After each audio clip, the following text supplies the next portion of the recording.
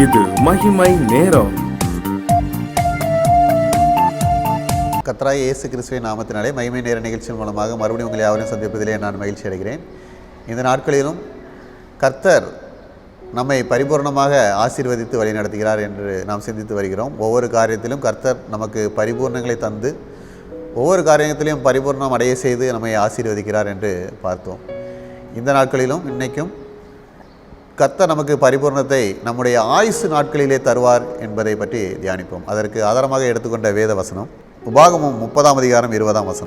கர்த்தர் உன் பிதாக்களாகிய ஆபிரகாமுக்கும் ஈசாக்குக்கும் யாக்கோபுக்கும் கொடுப்பேன் என்று அவர்களுக்கு ஆணையிட்டு கொடுத்த தேசத்திலே குடியிருக்கும்படி உன் தேவனாகிய கர்த்தரில் அன்பு கூர்ந்து அவர் சத்தத்திற்கு செவி கொடுத்து அவரை பற்றி கொள்வாயாக. அவரே உனக்கு ஜீவனும் தீர்க்காயுசுமானவர் என்றார். அவரே நமக்கு ஜீவனும் தீர்க்காயுசுமானவர். நமக்கு பரிபூர்ண ஆயுசை கொடுக்கிறவர் நம்முடைய இயேசு கிறிஸ்து மாத்திரமே. நம்முடைய பலத்தினாலோ நம்முடைய கிரியையினாலோ நாம் தீர்க்காயுசை பெற்றுக்கொள்ள முடியாது. நாம் தீர்க்காயுசை பெற்றுக்கொள்ள வேண்டுமானால் கர்த்தர் ஒருவர் மாத்திரமே அதை நமக்கு தர சித்தமாக இருக்கிறார். கர்த்தர் நமக்கு தீர்க்காயுசை தர வேண்டும் என்றால் நாம் என்ன செய்ய வேண்டுமாம்? கர்த்தரில் நாம் அன்பு கூற வேண்டுமாம். கர்த்தரை மட்டுமே நாம் நேசிக்கிறவர்களாக காணப்பட வேண்டும். உலகத்தின் மேல் நாட்டம் கொள்ளாமல் கர்த்தரை மட்டுமே நேசித்து அவருடைய வேதத்திலே அன்பு கூர்ந்து அவரை நாம் அண்டிக் கொள்ள வேண்டும்.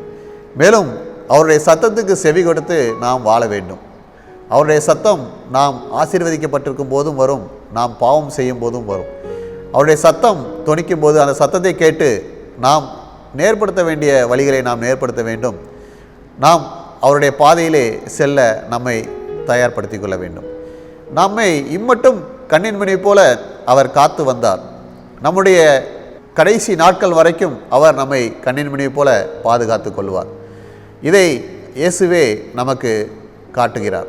வேதாகமத்திலே ஏசாயா 46:4 வாசிக்கும்போது உங்கள் முதிர் வயது வரைக்கும் நான் அப்படி செய்வேன், நரை வயது மட்டும் நான் உங்களை தாங்குவேன், நான் அப்படி செய்து வந்தேன், இனிமேலும் நான் ஏந்துவேன், நான் சுமப்பேன், தப்புவிப்பேன் என்று எழுதப்பட்டிருக்கிறது.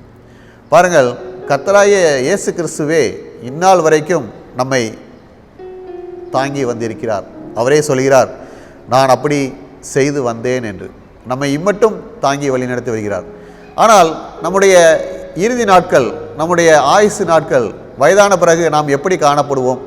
ஒருவேளை நம்முடைய பலம் இருக்கிறது, நாம் சம்பாதிக்கிறோம், நம்முடைய ஆயுசு நாட்கள் இப்பொழுது சந்தோஷமாக இருக்கிறது, பலன் குறைந்து போகும், நம்மளுடைய முடிவு நாட்களிலே நாம் எவ்வாறு காணப்படுவோம் என்று நாம் சிந்தித்து பார்ப்போனால் அந்த சூழ்நிலையுமே கர்த்தர் நம்மை ஏந்துவார், சுமப்பார், தப்புவிப்பார். கர்த்தர் எப்படி ஏந்துவார், சுமப்பார், தப்புவிப்பார் என்று பார்த்தோமானால் முதலாவது கர்த்தர் நம்மை எப்படி தாங்குவார் என்று நாம் வாசிப்போம். வயதான பிறகு மனிதர்கள் ஒருவேளை நம்மை புறந்தள்ளலாம். ஒருவேளை கைவிடப்பட்ட சூழ்நிலையிலே நாம் வயதான சூழ்நிலையிலே நாம் காணப்படலாம். எந்த ஒரு சூழ்நிலையிலே காணப்பட்டாலும் கர்த்தர் நம்மை பார்த்து கொள்வார்.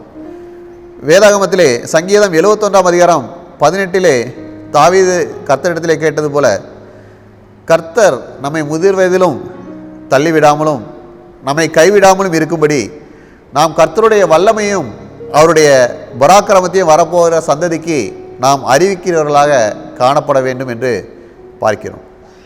நாம் கர்த்தருடைய வல்லமையும் செய்கையும் நாம் அறிந்திருக்கிறோம். கர்த்தர் இம்மட்டும் நம்மை நடத்தி வந்திருக்கிறார். அதை நாம் மற்றவர்களுக்கு நாம் பிரசித்தப்படுத்த வேண்டும். மற்றவர்களுக்கு நாம் சொல்ல வேண்டும். நம்முடைய சந்ததிக்கு, மற்றவர்களுக்கு கர்த்தர் நம்மை தாங்கி வந்த சூழ்நிலைகளை, நம்மை ஆதரித்து வந்த சூழ்நிலைகளை நாம் மற்றவர்களுக்கு சொல்ல வேண்டும். இஸ்ரவேல் ஜனங்கள் வனாந்திர வழியாக செல்லும்போது அவர்களுக்கு காடைகளையும் அப்பங்களையும் கொடுத்து அவர்களை தாங்கினார். தங்களுக்கு பின்னாடி வரும் சந்ததிகளுக்கு அவைகளை தெரியப்படுத்தும்படியாக அவர்கள் ஒவ்வொன்றையும் அந்த காரியங்களை சொல்லி வைத்திருந்தார்கள். இதேபோல்தான் கர்த்தர் நம்முடைய வாழ்க்கையிலே செய்து வருகிற ஒவ்வொரு காரியத்தையும், நம்ம இதுவரை தாங்கி வந்திருந்த காரியங்களையும் நாம் மற்றவர்களுக்கு சொல்லி கர்த்தரை பிரசித்தப்படுத்த வேண்டும்.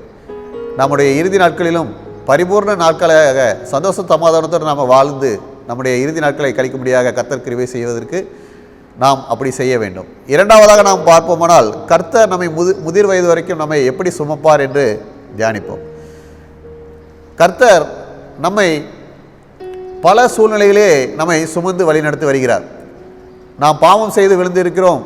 இன்னும் பல காரியங்களிலே நம்மை சுமந்து வழிநடத்தி வருகிறார். வேதாகமத்திலே கர்த்தர் நம்மை எப்படி சுமந்து வந்தார் என்று போட்டிருக்கிறது என்றால், உபாகமம் 32 அதிகாரம் 11-12 கழுகு தன் கூட்டை கலைத்து தன் குஞ்சுகள் மேல் அசைவாடி தன் செட்டைகளை விரித்து அவைகளை எடுத்து அவைகளை தன் செட்டைகளின் மேல் சுமந்து கொண்டு போகிறது போல கர்த்தர் ஒருவரே அவனை வழிநடத்தினார் என்று பார்க்கிறோம். இஸ்ரவேல் ஜனங்கள் வனாந்தர பாதையிலே செல்லும்போது அவர்களை கர்த்தர் வழி நடத்துகிறார். ஆனாலும் அவர்கள் பல நேரங்களிலே பாவங்கள் செய்த போதிலும் கர்த்தர் அவங்களை மன்னித்தார், அவர்களை அழித்து போடவில்லை. அதுபோலதான் நம்முடைய வாழ்க்கையிலும் நாம் பல நேரங்களில் நாம் பாவம் செய்திருக்கின்ற போதும் கர்த்தர் நம்மை அழித்து போடாமல் நம்மை இம்மட்டும் ஜீவன் சுகம் வளர்ந்து பாதுகாத்து வழி நடத்துகிறார். இனியும் நம்மை காத்து வழி நடத்துவார். நாம் பல நேரங்களிலே நாம் பாவம் செய்தாலும் அந்த பாவங்களை நமக்கு மன்னித்திருக்கிறார். நம்முடைய துக்கங்களை அவர் சுமந்திருக்கிறார், நம்மளுடைய நோய்களை அவர் சுமந்திருக்கிறார். பாருங்கள், எவ்வளவு காரியங்களிலே அவர் நம்மை சுமந்து வழி நடத்தி வருகிறார். இஸ்ரவேல் மக்கள் அந்த வனாந்திர பாதையில் போகும்போது பகலிலே மேக சம்பத்திலும் இரவிலே அக்னி சம்பத்திலும் அவர்களை வழி நடத்தி சமாதானத்தோடு போகும்படி செய்திருக்கிறார். அதுபோல நம்மளையும் பல நேரங்களில் சமாதானத்தோடு வழி நடத்தி வந்த தருணங்களை நாம் நினைத்து பார்க்க வேண்டும். கர்த்தர் நமக்கு அப்படிப்பட்டதான பூரண சமாதானத்தோடு வாழக்கூடிய வாழ்க்கையை நமக்கு தந்து வழிநடத்தும்படியாக நம்மை சுமப்பார். மூன்றாவதாக நாம் பார்க்கும்போது கர்த்தர் முதிர் வயது வரைக்கும் நம்மை தப்புவித்து வழி நடத்துவார். இம்மட்டும் நம்மை வாழ்ந்திருக்கிறோம். பல சூழ்நிலைகளே நமக்கு எதிர்கொண்டு வந்தவர்கள் மத்தியிலே நம்மை வாழ வைத்திருக்கிறார், நம்மை சமாதானத்தோடு காத்து கொண்டிருக்கிறார். எவ்வளோ ஒரு விரோதிகள் வந்தாலும் அவர்களுக்கு விரோதமாக கர்த்தர் எழுப்பி யுத்தம் செய்து அவர்களை மடங்கெடுத்திருக்கிறார். அப்படிப்பட்ட சூழ்நிலையிலே நம்மை கர்த்தர் தப்புவித்து வந்திருக்கிறார் என்பதை நாம் சிந்தித்து பார்க்க வேண்டும். வேதாகமத்திலே தாவீது சவுலுக்கு பயந்து ஓடுகிறார், அவரை கர்த்தர் தப்புவித்தார். 1 சாமுவேல் 23 அதிகாரம் 26 28 வரைக்கும் நாம் வாசித்து பார்க்கும்போது சவுல் தாவீதை கொல்லும்படியாக அவரை விரட்டுகிறார். தாவீதும் அவருடைய இருக்கிற மக்களும் சவுலுக்கு விலகி சென்று கொண்டிருக்கிறார்கள். சவுல் அவனுடைய சேனைகளோடு தாவீதையும் அவனுடைய மக்களையும் பின்தொடர்கிறார். சவுலும் அவனுடைய படைகளும் தாவீதையும் அவனுடைய மக்களையும் நெருங்கி அவர்களை சுற்றி அவர்களை கொன்று போடும்படி எத்தனிக்கக்கூடிய சூழ்நிலையிலே இருக்கும்போது என்ன நடக்குது பாருங்கள். கர்த்தர் ஆச்சரியமாக தாவீதை காப்பாற்றுகிறார். அங்கே இருந்து சவுலின் மனிதன் ஒருவர் வருகிறார். சவுலிடம் சொல்கிறார், பெலிஸ்தியர் இதுபோல நாட்டின் மேல் யுத்தம் பண்ண வருகிறார்கள், நீர் உடனே வாரும், இல்லை என்றால் அவர்கள் தேசத்தை அழித்து போடுவார்கள் என்று சொன்ன உடனே சவுல் தாவீதை விட்டுவிட்டு அந்த தேசத்தை பலிசரை எதிர்க்க போகிறார். தாவீது காப்பாற்றப்படுகிறார். இப்படி பல சூழ்நிலையிலே நம்மை காப்பாற்றி வருகிறார். கர்த்தர் நமக்கு இம்மட்டும் தாங்கி ஏந்தி சுமந்து தப்புவித்து வழிநடத்த வந்த காரியங்களை நாம் நினைத்து பார்க்க வேண்டும். அதுபோல தான் நம்முடைய இறுதி வாழ்க்கையிலும் ஒருவேளை மனிதர்கள் புறந்தளினாலும் எந்த ஒரு சூழ்நிலையிலும் கர்த்தர் நம்மை பாதுகாத்துக் கொள்வார். கர்த்தர் ஒருவர் நம்ம கூடவே இருந்து நம்மை தாங்கி ஏந்தி சுமப்பதினால் கர்த்தர் என்ன செய்வாராம், நம்முடைய இறுதி நாட்களிலும் நம்மை ஏந்துவதற்காக சுமப்பதற்காக தப்புவிப்பதற்காக மனிதர்களை, பிள்ளைகளை, இன்னும் நம்மளுடைய அயலாகத்தாரை நமக்கு ஆதரவாக வைத்து நம்முடைய ஆயுசை பூரணப்படுத்தி நாம் பரிபூர்ண ஆயுசை பெற்று பரிபூர்ணமாக வாழ்ந்திருக்கும்படி நம்முடைய இறுதி நாட்களிலும் நாம் சந்தோஷம், மகிழ்ச்சியோடு, தைரியத்தோடு, பலத்தோடு, நம்மளுடைய சுயமரியாதையோடு வாழும்படியாக கர்த்தர் கிருபை செய்து நம்மை ஆசீர்வதித்து வழிநடத்துவேன் என்று சொல்கிறார். அப்படிப்பட்டதான பரிபூர்ண ஆயுசை தந்து சந்தோஷத்தோடும் சமாதானத்தோடும் சுயமரியாதையோடும் வாழ்ந்து நம்முடைய வாழ்க்கையை கழிக்கும்படியாக கர்த்தர் கிருபை செய்து நம்மை ஆசீர்வதிப்பாராக. ஆமேன். ஜெபம். கர்த்தாவே, இந்த நாட்களிலும் பரிபூர்ண ஆயுசை நீ தருகிறேன் என்று விசுவாசித்தோம்.